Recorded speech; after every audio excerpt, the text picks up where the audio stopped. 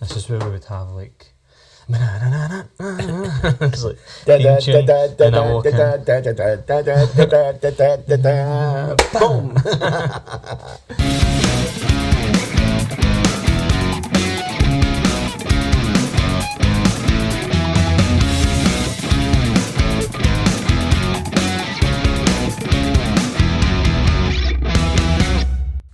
Probably start by saying that we'd originally tried to do this at a couple of places that you'd worked in the past or that you had some sort of affiliation with. When I say places, I mean cinemas, like theatres in the Glasgow area, but without going into too much detail, I think they were kind of a bit apprehensive about letting us go in and film and stuff. We're in my lovely living room. Yeah. We'll just go down sort of memory lane. I think one of the things that I wanted to, I suppose, capture in this at some point is there's been various times over the years where you've spoken about your time being a projectionist, but also working obviously in the projection booth. But we've never really, I suppose, captured what it was like from the minute you enter the projection booth and actually setting up a projector. We don't I suppose need to go into that right this second, right? But at some point I think it'd be quite nice to actually to relive that, because it's an art form that no longer exists. Everything's sort of moved over to digital. There are very few the cinemas that do reel to reel are kind of, it's a bit niche, and there's very few people that still know how to do it. But I suppose what was your first job in the cinema? Apprentice projectionist. Right. My first day, well, I'll take it back before I even started at the ABC, because it's something I'd always had an interest in since I was a kid. And then in my teens it was 8mm projectors and films, and I've told you many stories about that. But when the county cinema was out here in Cumbernauld, I wrote a letter to the manager, a Cappy Monteith, and he allowed me to have a day in the box, where I met the chief at the time, Hugh Thompson, and I just got to see the whole operation. Ironically, the equipment that was in there was totally different from what I would work with in the ABC. It was a one projector set up with what was called a tower, and all on one huge reel. I remember seeing that and thinking, oh my God, look at the size of them, they're there. And obviously getting the impression that that's what cinema was. It's also a very small booth, it was probably the same size as this room. Okay. Where was the county cinema? The county cinema is, what's it called? Where Slimming World's held now. Cornerstone Church. That was, in fact, the restaurant in there, or the cafe in there, is the actual cinema. That's where the cinema was. Right, okay. The other side used to be a bingo. So, I got given a few days of just seeing how everything worked. Then they put me in contact with Jack Graham, who was a regional engineer for ABC. And one thing led to the other. I got an interview and I was successful, and I started on the 28th of August 1978. I still remember that day, because you can imagine, very first job, 16 years old. Terrified. A wee bit, a mixture of excitement and being terrified. Getting brought in, the manager took me up to the projection box, and then I was introduced to everybody. And again, my eyes must have popped right out my head, because number 2 projection box for ABC2 was massive. It was absolutely massive. 2 projectors, which I wondered, why is there 2 projectors? Why was there 2 projectors? Because they were still reel to reel. Right. and would do what was called changeovers between a certain amount of reels, which was the old-fashioned way, right? So, I remember being so smug on my first day as well, like my chief, Barney McHugh, getting me 2 pieces of film and showing me how to splice them together. And I thought, I could do that, I've done that with 8mm film. And I took the thing and joined it all together, put a tape, blah, blah, and there you go. And he went, no, that's wrong. I was, eh? And one side had the soundtrack here, and the other side had the soundtrack down below. Oh, bugger. I made a complete fool of myself for being smug. I soon learned, don't get too big-headed. Yeah. So, gradually you start to learn things, how to join the film together. I think my first job in those first couple of weeks was just rewinding the film, you know. Right. As soon as the reels would finish, I would take it up and rewind it. Was that a separate machine that it was rewound on, or could you do it on? It was within the projection box. Right. ABC2 had 2 sets of winders. One was a manual one, which I used most of the time, and one was actually electronic, so you could actually quickly make the thing up.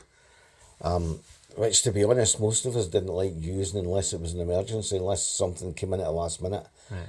It's a bit temperamental or something. Well, no, it was the fact that if you're doing it by hand, because when films came in and they would come in these massive tins and separate boxes or reels, the film wouldn't be on a metal reel. It just came in flat as film on a bobbin in the middle, right? So you would take that, you would put it on the rewind bench, right? And you'd be putting it onto a reel. So you get your reel, you take the end of it, put it onto the thing. And as you wound it, you were checking the film for any faults, especially if it's an older film, right? So it was better to do it manually because you could actually take your time and check the actual reel. So yeah, you got to learn those type of things. You got to learn what the different size of films, the ratios and everything were. What the difference between CinemaScope and widescreen was. Right. Nowadays, if you look on DVDs, videos, it will say, you know, whatever film, 1.85 to 1, which is the size of it, which is literally, it's either like that, or if it's CinemaScope, it's like that. Right. Also, the difference was with CinemaScope, the picture was anamorphic, so you'd see a big long image. So if you didn't put it through an anamorphic lens, which sometimes happened if things went wrong, especially the automation came in, you got these big long figures. Right. You needed the anamorphic lens to unsqueeze it, and it made it long. You know, Would you have to adjust the curtain to depending on the scope? Oh yeah.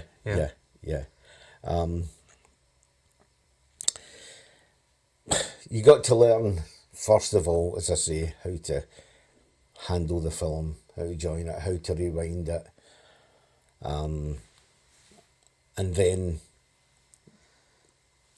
obviously lacing up the film into the projector. You were taught that. Yeah. Which, yeah, that was relatively easy. It's just remembering what path the film took, right? And you got to learn that in no time at all. You knew exactly what size the loops were for sound and whatever. You had the 2 finger space there. Check it down at the bottom. So that's actually something I'd never thought about before, that I think is quite interesting. So the sound is obviously, it comes with, it's built into the reel itself. Yeah. So, do you know how that works at all, or is it? There was a light system that I went through and that picked up the sound. Right. Way back in the earlier days, there was magnetic sound on it, so it was like, the easiest way to put it is, if you get an old tape recorder, magnetic heads like that, it would go through that and that would pick up the sound. Okay. even today, towards the end of filming and over to digital, it was a different system again, but I hadn't been working with it by that time. So you got to learn all the things. You got to learn that film ran at 24 frames per second, 90 feet per minute, all these things. I have a memory of like going to see films with you, and you'd be able to like recognise when the film had changed over. There would be like a flash or something in the corner. Am I remembering that? Well, right? I'll talk about the first changeover. You get taught that, and anybody that will remember old films, you don't see it as much nowadays. I'll remember seeing a dot at the top right hand corner, a black dot, a cross, sometimes whatever. They were all cues for changing reels. So to do a changeover, and my first changeover went absolutely perfect, and it was on Convoy with Chris Christopherson, right? So you went over, you struck up the lamp on the projector, and you waited there to start the projector away, and so the first dot would come up, and that was your cue to start the projector, and you would open up the shutter for the light, open up the dowser, and when the second mark came up, bump, you'd press over, and that was a changeover. And if everything went well, nobody would see anything outside, and you just go from reel to reel. You were on a different projector. Right. From, say, the first two reels were on that projector, you moved over to the third and fourth reels, which would be on this projector. So you did your changeover, that one shut off, that one opened, and outside nobody knew the difference. Just to simplify, that's like it's basically the rest of the film. It's like the film's separated onto your average film took up about 6 reels. Right. So in those days you'd double up the reels onto or you'd double up each part onto a reel, so you'd get 2 parts on each reel, so you do 2 changeovers throughout that feature. You were asking about the curtain and stuff. So your programme always started off, sometimes it was a short, documentary type thing to start off with. Sometimes it was a cartoon. Depends on what the programme was. Yeah. And then you go into your trailers. That was all usually on one reel anyway. You'd put it all, join it all together. So you'd show the trailers for what was coming up, what was maybe shown in the other screen. Because when I started, ABC was only 2 screens, right? Then you'd have your intermission trailers, which was your Kiora orange and ice cream. When the usherettes, those that will remember the old days, when the usherette would come in with a tray, and you'd go down and get your ice cream and your Kiora orange and whatever, and you'd have a 10-minute break or whatever.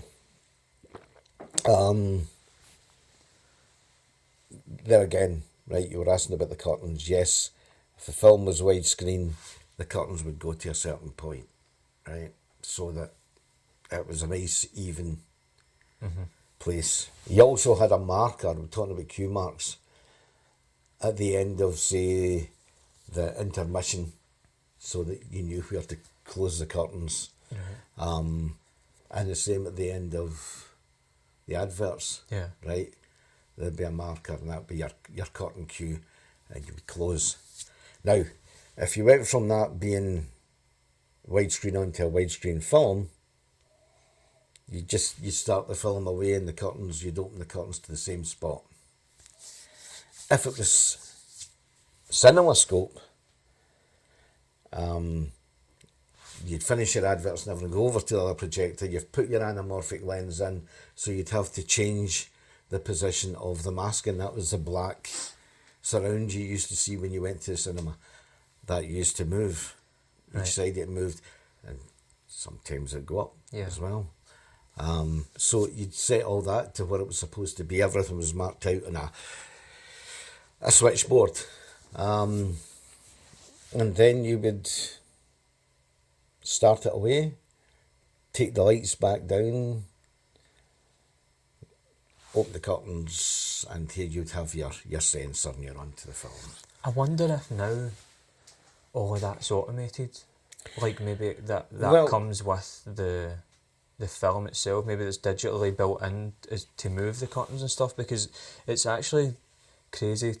It makes me appreciate so much more now every time I went to see a film that it was actually like a proper production. Like that's like when you go to the theatre and watch a play, Yeah. there's the sound guys and the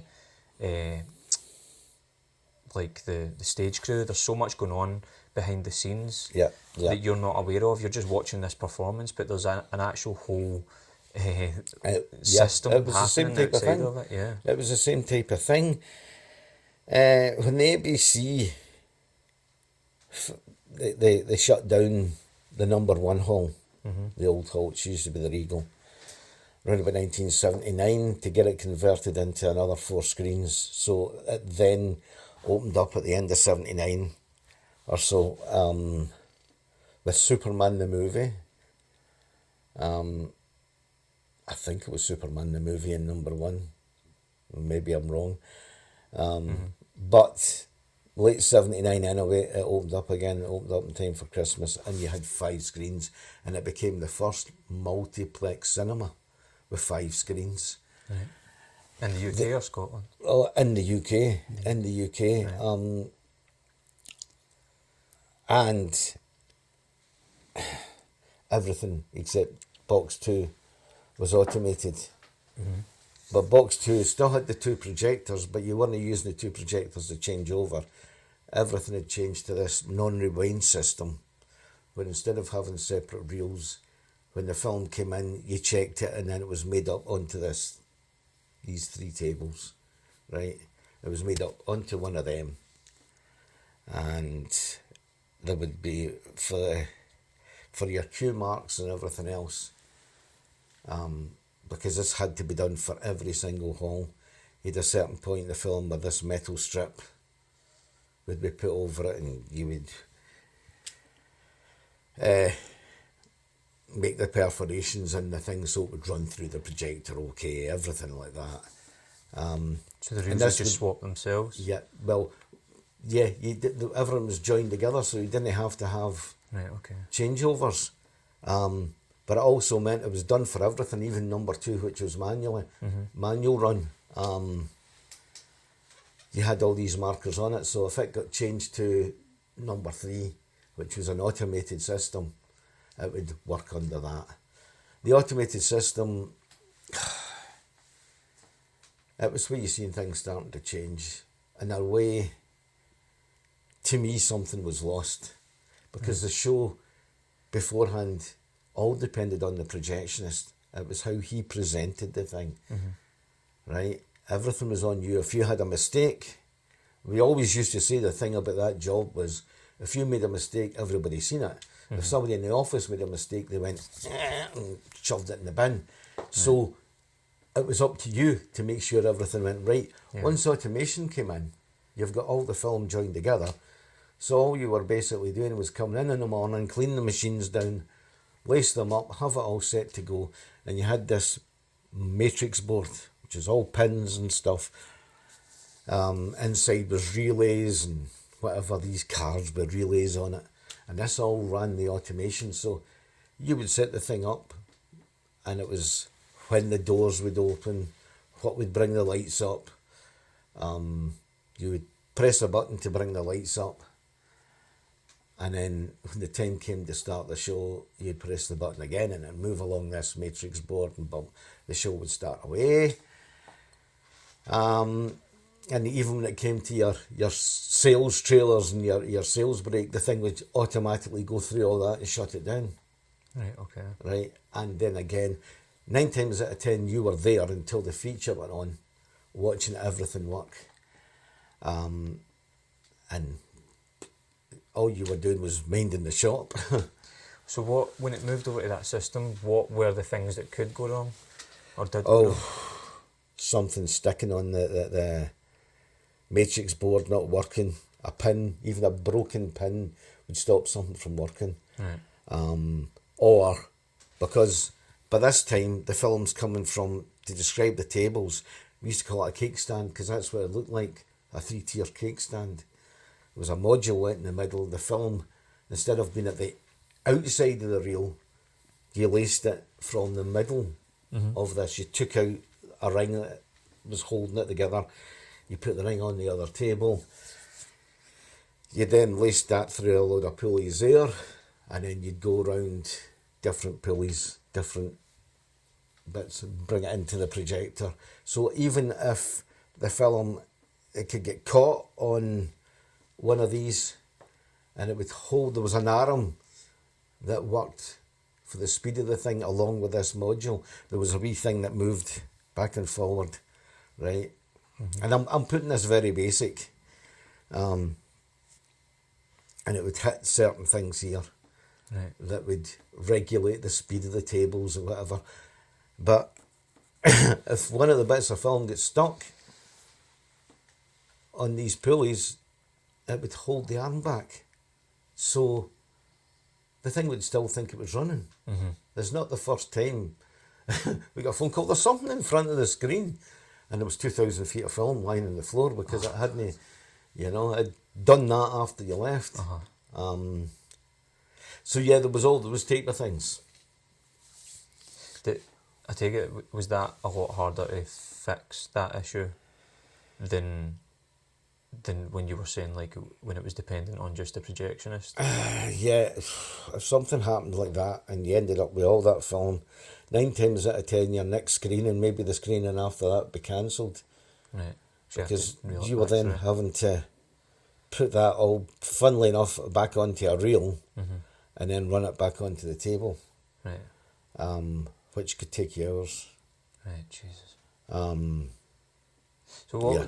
I remember you saying there'd be times where maybe you had to run out to check another projection booth, so like if someone was off or something, and you come back in and like the tape would be like smacking off the walls or something. Oh, aye. That, yeah. Not so much in there. There was incidents that happened at the GFT years later, Right. but I'll go into that in a later point. Right. I'll concentrate on the ABC right now. Yeah, it wasn't the first time.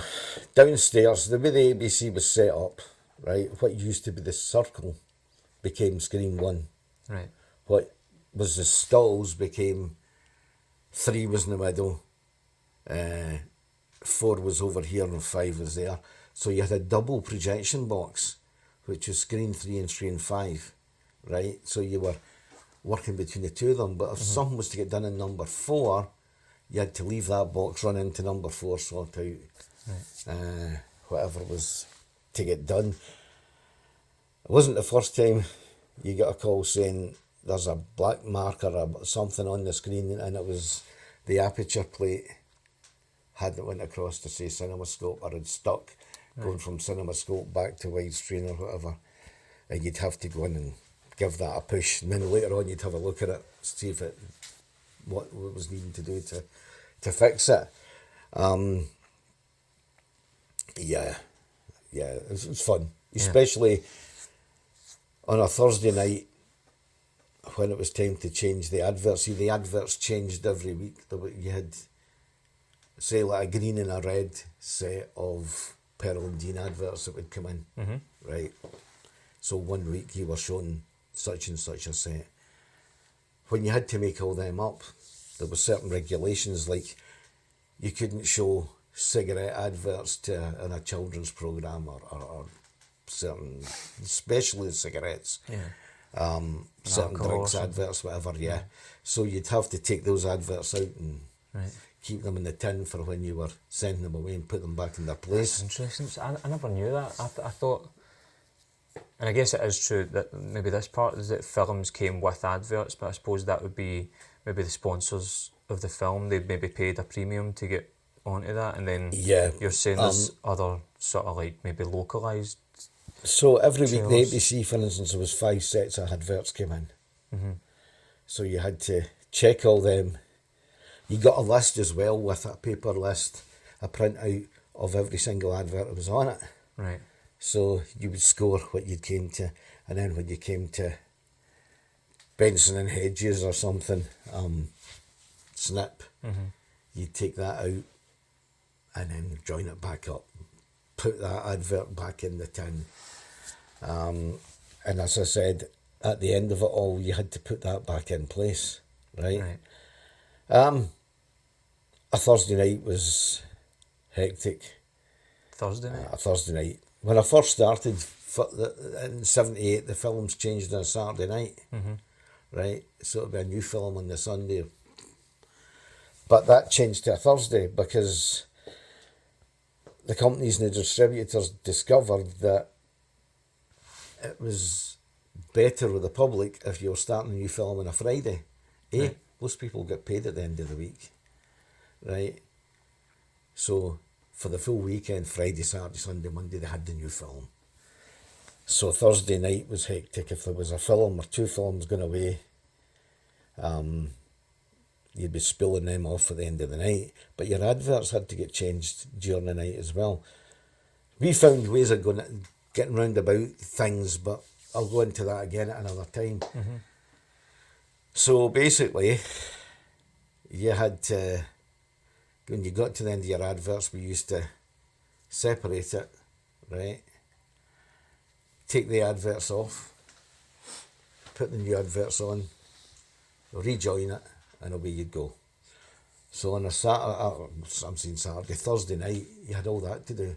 You had your adverts made up and ready to go on the thing, but you would time it for the sales break, right?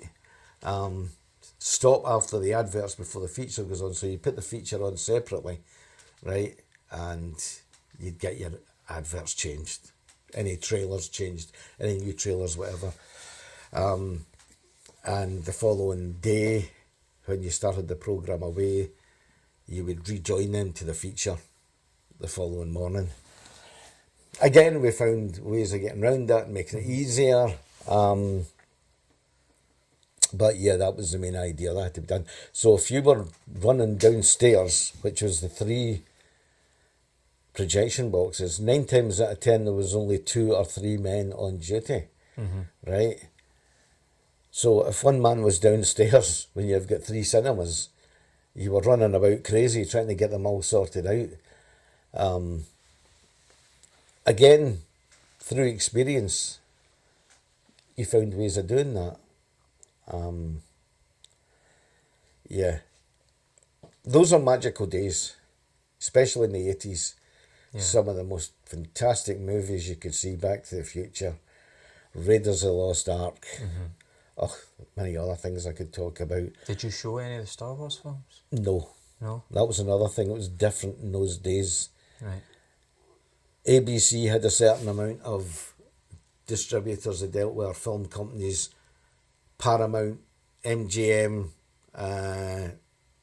Universal were the 3 main ones, right? And the Odeon would show Fox and Disney and United Artists, whatever, Columbia. They'd have a different set from us. Right, okay. It was only years later that they amalgamated everything for the distributors, so everybody everywhere was showing the same things. Right. That's interesting, that one, Which again, I think, helps cinema sort of fall in a way, because there was, to me, you needed to have that adversary between Odeon and ABC and different films, because the public would go to the ABC to see a certain film and then they'd go to the Odeon to see another film. When it all started, that exclusivity. Yeah, because city centre films used to get the films first. Yeah. And then the suburban cinemas like the County and other films would get it a few weeks later, right? So it was always city centre had the advantage. That all changed. Right. Everybody was getting everything at the same time. Which gives people less of an incentive to go to a certain place. Because if you've got a cinema near to you, but they're showing Dirty Dancing and such, I don't have to go all the way through to Glasgow to see that. Yeah. I can see it. And I suppose that was good for a local type thing. Yeah. But then, I suppose, people going into a city centre, would streamline, but probably like retail as well, because while they're in Glasgow, they're going to spend the day in town. Yeah, that's exactly what would happen. The ABC also had a couple of bars in it, so people would go there for a drink or whatever. They also had a cafe inside, so people could go in and get a small meal. You could get a breakfast if you wanted. It wasn't the first time we went down in the mornings and we'd get a breakfast out the place. Right. Yeah, so ABC Sucky Hall Street had all that set up long before what you see in a lot of modern cinemas nowadays. That's crazy. It seems like when you were saying there, like Magic Times, like out of all the places you worked in a good few cinemas when I was younger. It seems like that particular job, there was something about it that you talk about it all the time. Yeah, because after the ABC, I was there from 1978 up to 1991, and then I moved to the GFT when it became 2 screens. And I've got memories excuse me, I've got memories of the GFT, which I'm very, very fond of as well, because in there it went back to 2 projectors and changeovers, and you were working with different ratios, different formats. There was a video set up, everything, and you were working with directors, you met actors, and So it's more like an art house. It was an art house, and I remember people saying when I went there at first, why you take that, working in that place while they foreign films. The truth of the matter is, say up in 1991 I was on something like 8,000-9,000 a year for the ABC.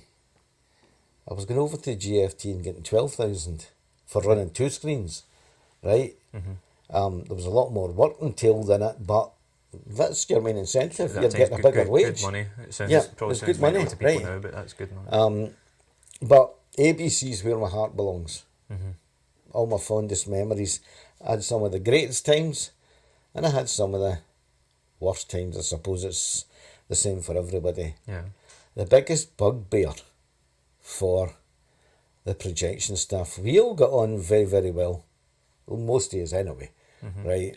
And made friends that lasted all my life, really. Even Barney, Barney McHugh started off as my chief at 16. And he left and went to the GFT about a year after that. And then I joined the GFT in 91, so I ended up working with Barney again, and he was a friend, you know. Sometimes that was also, how can I put it, awkward, because you thought of the person as your friend, but in the end he was your boss, and if you made a mistake and he gave you a good scalper in the head, you know, type thing, tailed you off, you tended to take it a wee bit more personal. Who the fuck is he, you know? Yeah. He's my pal, you know. But in the end he was my boss, and 9 times out of 10 he was right. Yeah. And it probably meant that there was an issue with what you'd done, because if it wasn't as bad, they maybe wouldn't have given you such a hard time because you were friends. There was some times that made it awkward as well, because there was things going on in my private life that really did. In the last few years of working in it, I loved the job. I still love the job, but the things going on in my private life, I was taking time off and dealing with the things in my private life. And maybe if I'd been more open, instead of just getting a sick line or something to say I was off with such and such, and had said, look, there's problems going on, I might have still been in the job, right? I never got fired from a job. Not once did I get fired, right? When it came to the GFT, and the first time I was ever out of work was in 96. Right. But I was made redundant because there was changes. It was government run, right? So you were I didn't know. Yeah. You were a civil servant, and that was part of the reason you got bigger wages as well. Yeah. But when the government grant was cut, it was the old thing of last in, first out. So, Right. although I'd been there 6 years at the time, I was the last one in the technical Right. section. So, out I went. Let go. But I ended up moving to other places where I became chief. I remember in the few years that I remember, you worked in. I mean, you were in the Key. Is that right? You worked in the Key. No, it wasn't No? the Key. It was the one you'll probably remember when me and your mum were going through a divorce, and I would take you for the weekend. There was a waterfront in Greenock. I took you down there That's a couple right. of times. Wishaw. And then there was Wishaw. I went to the Arrow Multiplex in Wishaw, which you loved every bit of it, because if I was on shift and you came in with me that Saturday, or you and Pamela, Yeah. my bosses were good that way. They knew what was going through. They knew I had access to you that weekend. 9 times out of 10, if I had you for that weekend, or had junior sister, they'd make sure it was an early shift I was doing. So I'd be finishing at 4 o'clock, and then I'd have the Sunday off. Yeah. So you'd get a Saturday morning where you sat and watched. And I still remember one of your favourites, the one I keep falling asleep at, Flubber. I've seen that film so many times. I think that must have been at the same time as Titanic, because I remember 97. Pamela, she was just in yeah. the same screen watching Titanic over and 97. over again, and I was watching Flubber. So I'm That's going to funny. move back. I'm going to move back to the ABC and keep most of the story at the moment for the ABC.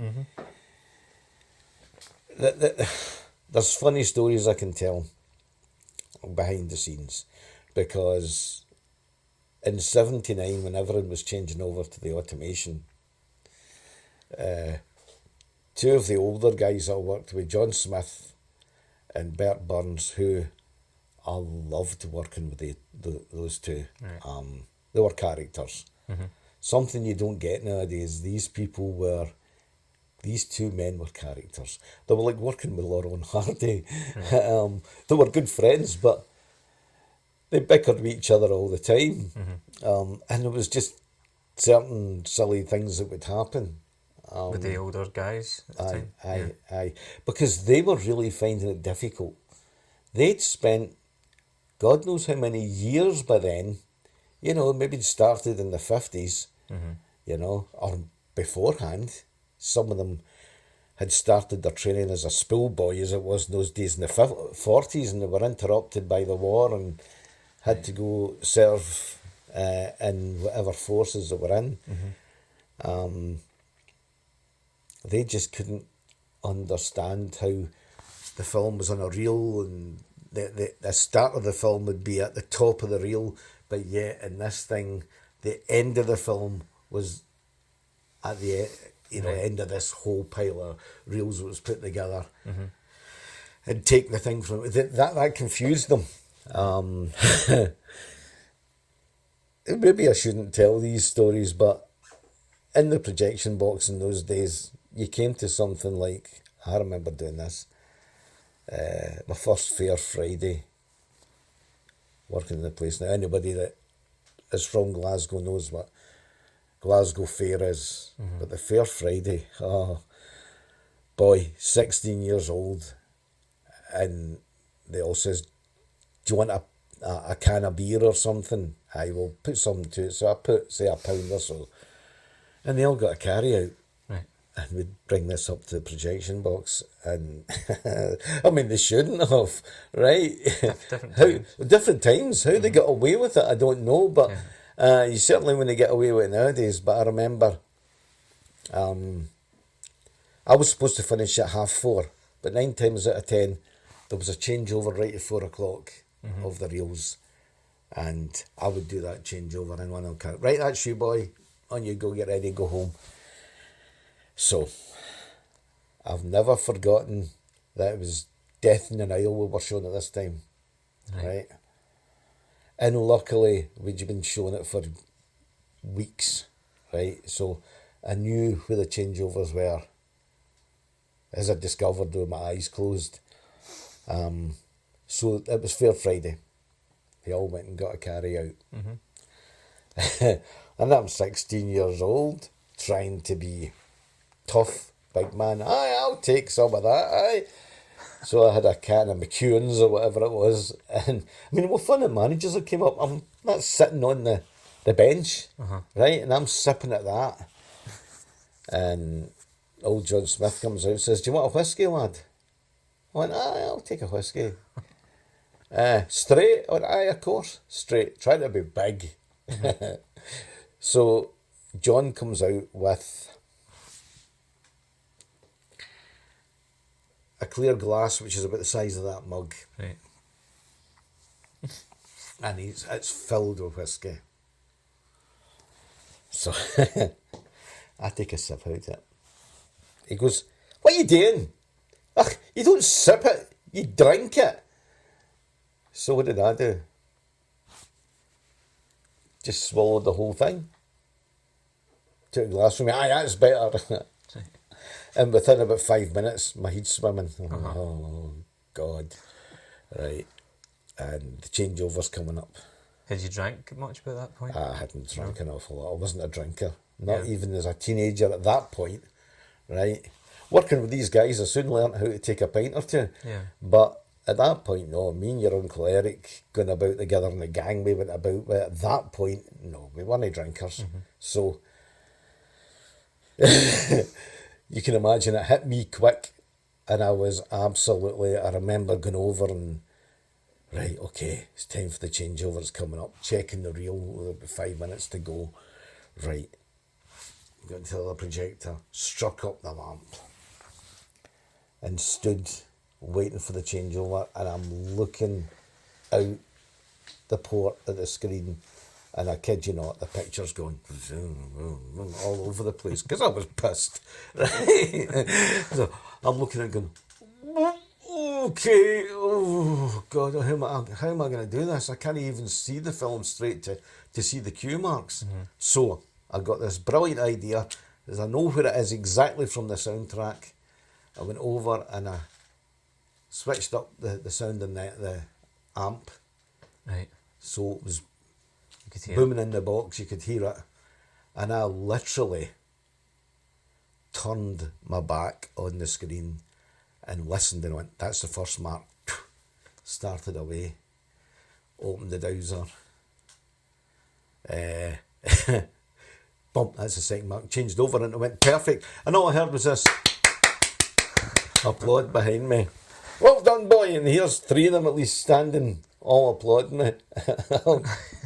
Totally scheming They by must this have point. Aye. Oh, of course they did. Right. This is the first time I'd been with them. I'd been with them about a year. I was maybe 17 by that point. Actually, I was about 17. So I'd been with them just under a year when this happened. Right, on you go home. And that was me. And I think I'll leave the story there until next time.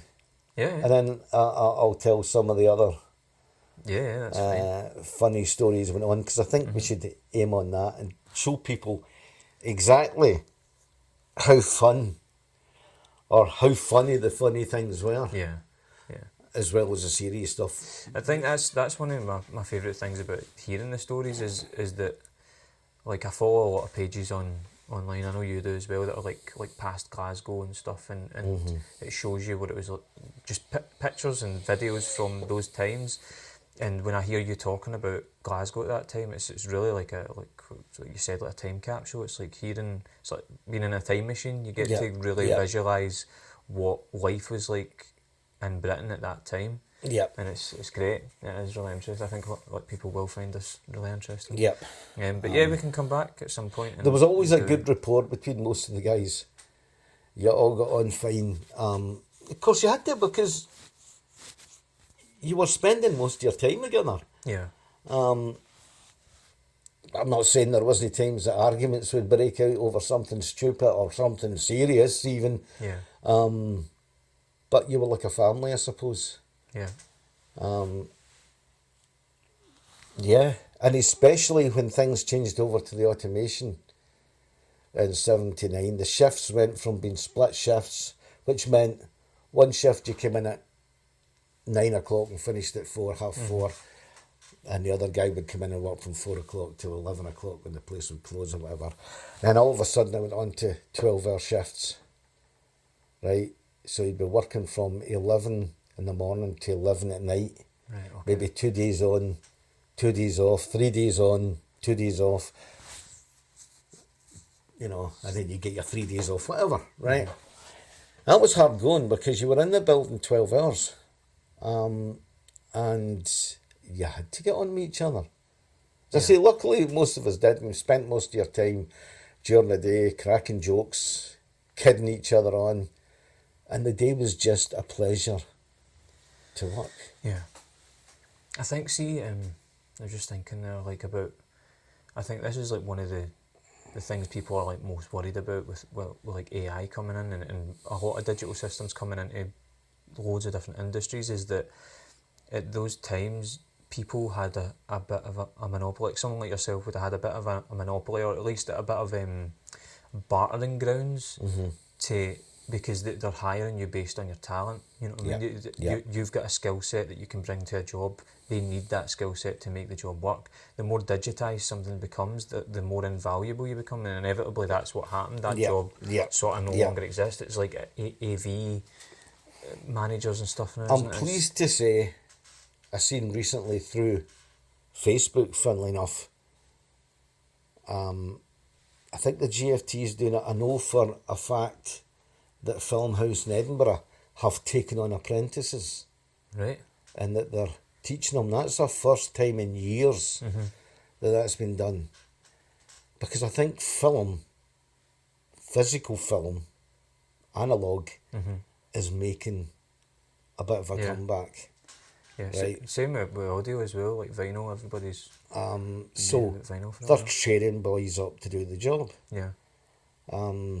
I've got my regrets that I'm not in the job, because as I go into it, the job was great.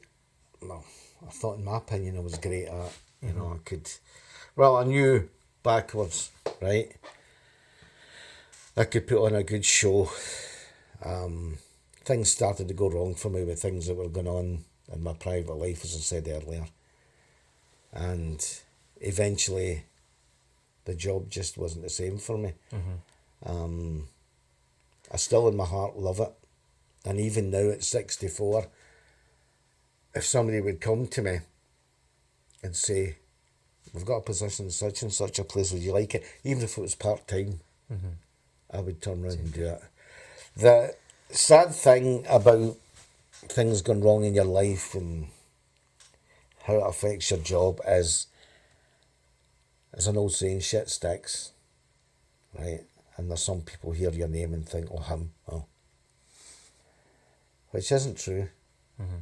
Nowadays, I don't think they could get away with half the things they used to do. You know, I'm not saying that there isn't, jobs for the boys, because that happens. Yeah. Guys that are lucky to get into the position because something came up for them. Good luck to them, right? If they learn the job properly. Where it all started to change was, instead of having people, and that's why I said I was glad to see apprentices. I don't know how long the apprenticeship will last. For me, it was 4 years. And I remember the old guys like John and Bert I was talking about. So 4 years, it took me 10 years, to do their apprenticeship way back. Or 7 years or whatever. And within 4 years, you were getting your certificate. So, it changed. So, what happened was they were taking people that were ushers. Right? And they would take them up to the box, and you would show them the basics, how to handle the film, how to lace up, blah, blah, blah, blah. Yeah. They didn't learn any of the technical stuff, which we eventually learnt to a certain degree. They had engineers and everything that came in and did the real hard stuff, but you had to know how to, if something went wrong, boom, Xenon lamp exploded, or just died, how to change all that, right? There was technical things you needed to know how to do, which these people weren't get taught. So they'd take them on, give them a pittance of a wage compared to yours, and within 6 weeks they're considered to be a projectionist. I know now that things like the BFI and everything else are doing training courses. I'm really pleased to hear that, because it means there'll be another generation that knows how to deal with film. get to know what ratios are and the art Yeah. of running the absolutely. film. Yeah, And make it skill based, like we were saying, that is a talent to be able to, like, now understanding what was going on behind the scenes. It's a show, it's a performance that you're not in front of the audience, but you're orchestrating this show for people, and that's obviously what made it so enjoyable going along to watch films. Is it's the whole like literal theatre of it. yeah, You know, like yeah. the lights dimming. You don't notice it, but the lights dimming as the trailers are going on, Yeah, and then yeah, eventually, and there was all timing to that. You had to learn. It was called presentation, right. right? And you had to learn how to. It wasn't just a case of like nowadays the film goes slap onto a screen. There's not any such thing as I was talking about motorised masking and the curtains and everything. It's just a big white screen with Yeah. the background with it, but none of that moves. I wonder, and probably not as much as just the fact that people have big TVs in their house now, but I wonder if that that artistic side of it being missing is also plays a part in why people are just less interested in going along to the cinema. Yeah, And it's maybe just a subconscious thing, is that it just feels enjoyable. Not see, as when enjoyable cinema now. was new, right, and people had never seen anything like this, it was more or less an extension of theatre. It was like a night out, you know. And of course there was a show put on for them. And that lasted for decades. That really did last for decades. It was one of the things I was proud of in the GFT. I used to get people actually came in and ask if I'd be on duty because they liked my presentation, you know. The example of that is showing something like Ben-Hur from 1959, right? Where nowadays film gets slapped on a screen, right?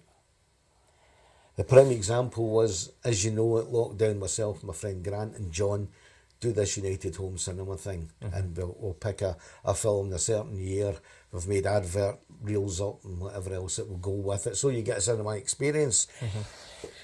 Recently, it was 2001: A Space Odyssey we were showing, right? Now, films like that would have a play-in music, right? This would be on the film.